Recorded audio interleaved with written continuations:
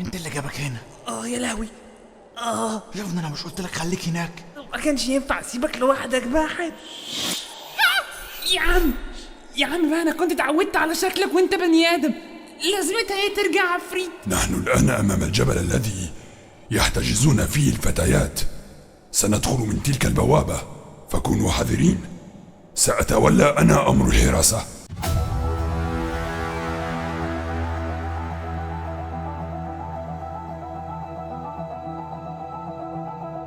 غرف قديم في كتاب مسحور، بتلاقي اسمك عليه محفور، بتنادي عليك أصوات عارفاك، وعيون في الليل بتراقب شايفاك، بتفر تدور عالفصل الأخير، فتلاقي دورك مش باقي في كتير.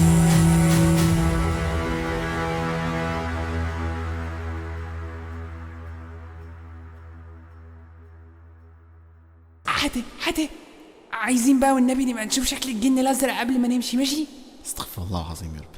طب يعني اوديك فين تاني؟ طب يعني اوديك فين تاني عشان تبطل هزار؟ هيا بنا الآن.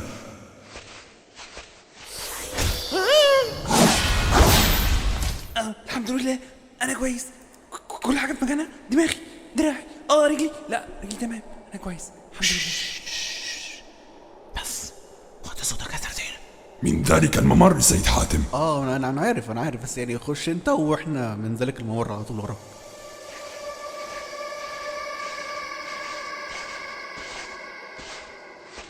ايه ده بقى؟ ايه الاصوات دي؟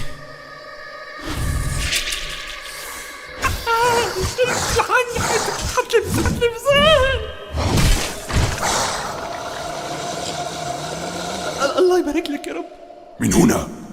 اجمد يا سردينة، خلاص قربنا.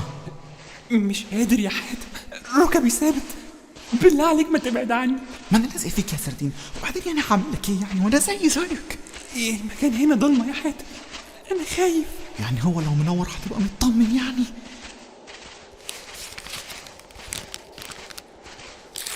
ايه ده، انت بتعمل ايه يا حاتم؟ أشرفنا على الوصول سيد حاتم. يا لهوي، بيقول لك اشرفي. سمعت يا سردين، سمعت يا سردين، وما توترنيش. يجب أن نسرع، أخشى أن إكنيم قد علم بوجودنا. انت ليه جبتنا هنا دلوقتي؟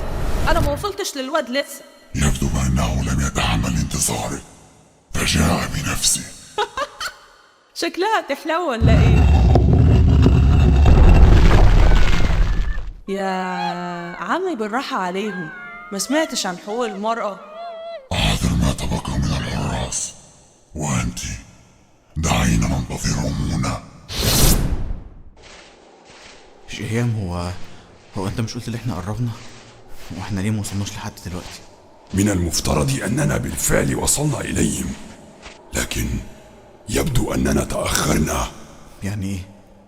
لم أكن أريد فعل ذلك الآن، لكن يبدو أنه لا يوجد خيار سوى مواجهة إكنيم. لقد أصبح الأمر جادا أكثر من أي وقت مضى، فإما أن تكون نهايته أو تكون نهايتنا. طب بلاش نتسرع، مش المفروض نحط خطة الأول؟ أخشى أنه لا يوجد وقت.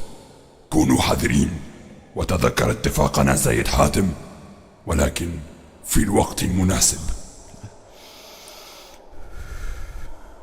توكلنا على الله. لقد وصل القائد أخيرا، لكم اشتقت إلى هذه اللحظة. لم يتثنى لي قتلك في المرة الأولى، ولكن أعدك بأن هذه المرة ستكون مختلفة. بالتأكيد ستكون مختلفة. فهذه المرة لن تستطيع هزيمتي كما فعلت سابقا. حاتم، والله وكبرت يا واد وبقيت موز زي ابوه. تعال يا حبيبي، تعال ما تخافش، ده انا زي ماما. انت تعرف ان انا اللي كنت المفروض ابقى ماما، لكن ابوك الغبي باع حبنا بكل سهولة عشان واحدة ما تسواش جنيه. سابني عشان خلاف تافه. يوميها قررت ان انا ادمه على اللي عمله فيا. وعشان ابوك ابن حلال وحبايبه كتير دلوني على المصباح السحري اللي هيجيبهولي راكع، اللي حقق لي كل اللي انا عايزاه في مقابل خدمة واحدة بس، اني احرر الكائن البريء اللي انت شايفه ده. من يوميها كل احلامي اتحققت ما عدا حلم واحد بس، ان ابوك يرجع لي. بس الصراحة ما اضحكش عليه، الفلوس عجبتني اكتر من ابوك، وقلت اسيبهم يتهنوا ببعض. لكن زي ما يكون ابوك مصر انه يضيع مني كل حاجة انا بحبها بشهامتي. طلقتين بجوز جنيهات، خلص الموضوع. انا هخليك تتمني الموت ولا الطولين. هدي اعصابك يا وحش، ما تسخنش قوي كده. انت مش شايف انك في ملعبي؟ بالراحة كده زي الشاطر، تسلم الكتاب وتتكل على الله. عايز الكتاب؟ كده ولا كده هناخد الكتاب، بس بيني وبينك انا مش في مود القتل النهارده، وكمان عايزه اسيب حاجه من ريحه الحبايه. ليه ما انت حسك في الدنيا؟ نسيت. ده احنا هنقطع لك حسك النهارده. كده ماشي يا ابن عبد الحميد، حس كده بقى. انا هخليك تموت بطريقه رومانسيه، هفكلك بق الحلوين بتوعك عشان تبقى اخر حاجه تسمعها صوت صوتهم عليك. تعالي خدي. اكنيم خلص. أيها الحراس، فلننهي هذا الآن.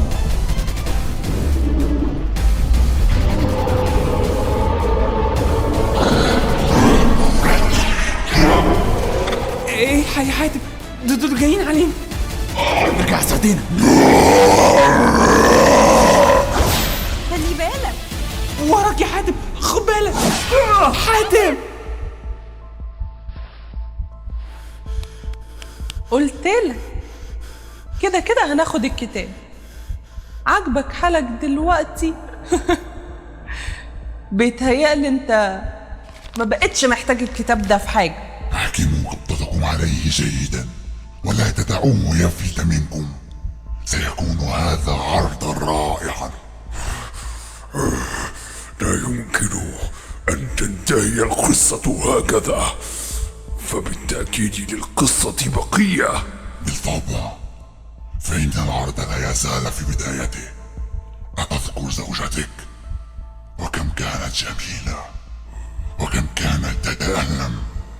إن خسارتها لا شيء محزن، لكنه كان ممتعا حقا.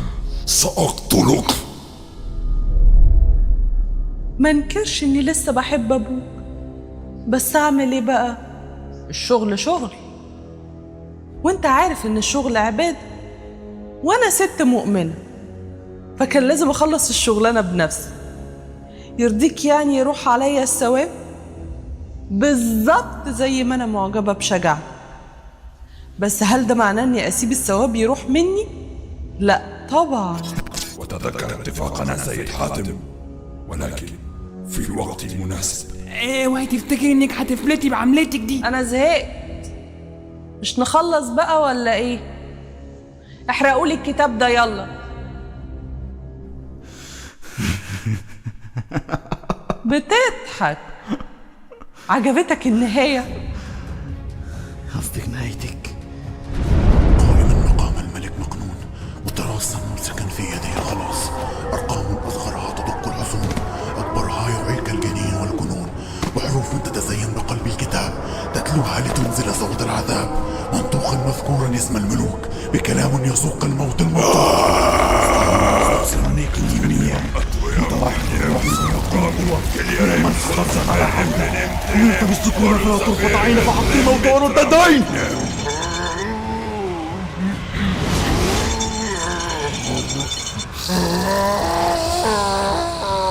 لقد وعدتك بأن هذه المرة ستكون مختلفة لأجل زوجتي.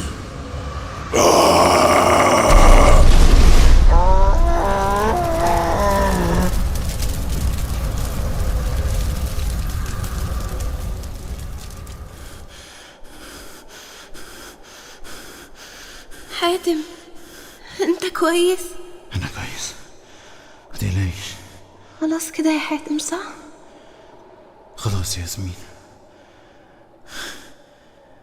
هي الست اللي كانت هنا راحت فين؟ انا شفتها بتجري من هنا اول ما الشيء ده مات. خلاص يا حاتم، غارت في داهية. انا مش همشي من هنا غير لما اجيب الست دي واخد بطاري. خلاص يا حاتم، احسن عقاب ليها انها تفضل هنا.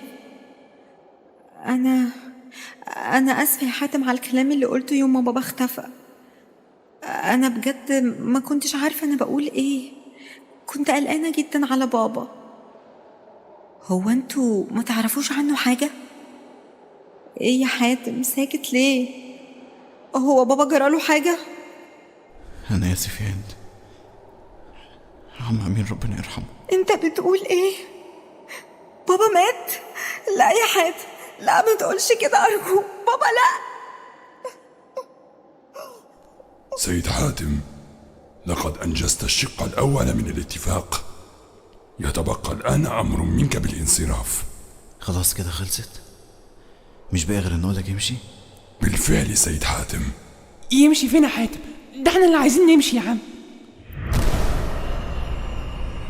هذه هي بوابتك للخروج من هذا الجحيم وللأبد. سلام سيد شهيام. حسن ورجالته اتقبض عليهم، لكن للأسف المدعوة نورة محمود اللي كانت مدورة الدنيا دي كلها ملهاش أصل، بس جاري البحث عنها. انا متشكر لحضرتك جدا، بس هو مين اللي بلغكم؟ جالنا بلاغ من المستشفى إن أهالي المنطقة لقوا واحد مضروب بالنار، وفي التحقيق الراجل ده بلغ عن الناس دي وحكى لنا الحكاية كلها. مين الراجل ده؟ اسمه أمين سعد الدين. عم امين؟ عم امين عايش؟ عم امين عايش يا هند؟ عايش الحمد لله. انا هروح المستشفى بسرعه عشان اطمن على بابا. طب استني هوصل البنات واجي معاكي. هروح انا وانت وحصلني. علياء فاتك شوية اكشن، انما ايه يا دوبك البوابة فتحت من هنا، قمت انا ايه بقى ناطط فيها من هنا، فلقيت البوابة فتحت من الناحية التانية واتزلطت مع حاتم منها من هنا، نزلت على وشي زرق بصل، قومي بقى التقيت عفاريت كتير قدامي، كنت هتلبس ومشايم جه وبوم فالعفريت فرقع. وانا على فكرة اول مرة اشوف عفريت بيفرقع قدامي، بس شهيام ده طلع رجولة يعني. ولا حاتم بقى مرة واحدة لقيته فتح الكتاب ولقيته بيقطعه، قلت خلاص احنا اتحبسنا هناك والعفاريت هتشلحنا، بس طلع ايه بقى قطع الورقة اللي فيها التعويذة وخباها في جيبه. لاقيين برضو حاتم ده تربيتي. على فكرة انا شفتك واقف قصاد الاشباح بكل الشجاعة. الله يستر عرضك.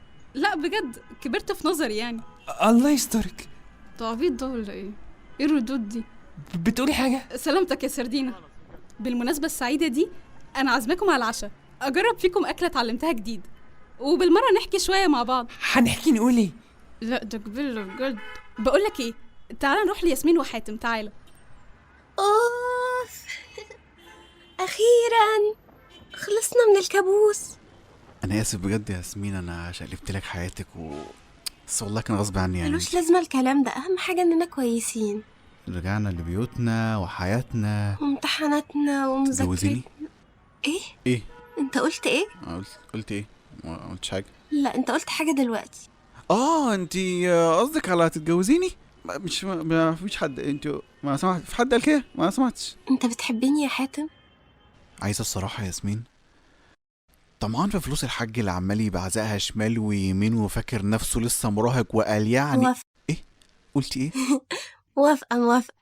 انتوا كلكم معزومين عند الشيف علياء النهارده يا جماعه. طب خلينا نتفق الاول، لو بتطبخي زي الشاي اللي عملتهولي يبقى شكرا. اخص عليك يا حاتم. حاتم انا جعان يا عم وما اكلتش بقالي كتير، وانت مرمطنا مع حبيبتي القلب احي. انا اسف يا حاتم. انتوا بتضحكوا على ايه؟ لا انا مش فاهم بجد بتضحكوا على ايه؟ بطلوا ضحك. انا بقول لكم دلوقتي بطلوا ضحك. فاهموا انتوا بتضحكوا على ايه؟ يمكن اضحك معاكم.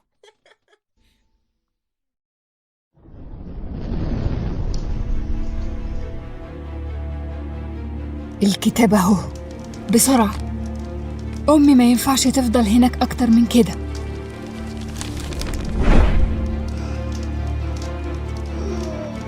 بحجر اللؤلؤ والمرجان وسخرهم والكيزان أحضر هذه الطلاسم وحروف العصا لتفتح الأبواب وليفك كل عقد وسلسال.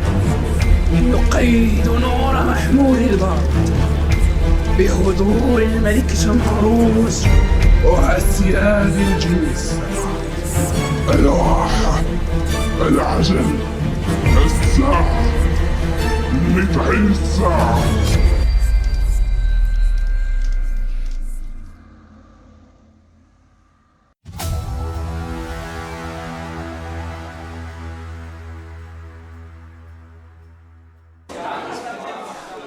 خلاص يا جماعة، الأخت قالت والأستاذ قال. سعادة الباشا، ممكن أقفل شغلي بقى عشان أحلل القرشين ولا إيه؟ ورينا يا ابني أسماء الممثلين حسب الظهور. راني بديت نتعصب، واللي بغى البلا أنا مولاته، هالمجمر، هالبخور، هالجوي. أسماء الممثلين حسب الظهور. طب تعرفش انت بتعمل ايه؟ بقول لك ايه، لمصلحتك اديها المايك. أديها المايك ليه؟ اديها المايك هتسخطنا كلنا. خلاص اتفضلي. إذا حضروا الجواد حتى لما يتعاد، أنا في عاركم وداركم يا سيدي ما تعادينش. تسليم تسليم. هاكو أرى ما في عذر يشارك معنا في حلقة اليوم محمد أسامة، عمرو ياسر، رانيا الحوتي، إيناس فكري، هند البهجي، سلمى عليان، محمود هاشم، خلود الطلحاوي، سلاف شريف. يلا فركش، كل سنة وانتم طيبين. يلا سلام. انا كنت عايز اقول كل سنه وانتم طيبين، ده انت بارد قوي.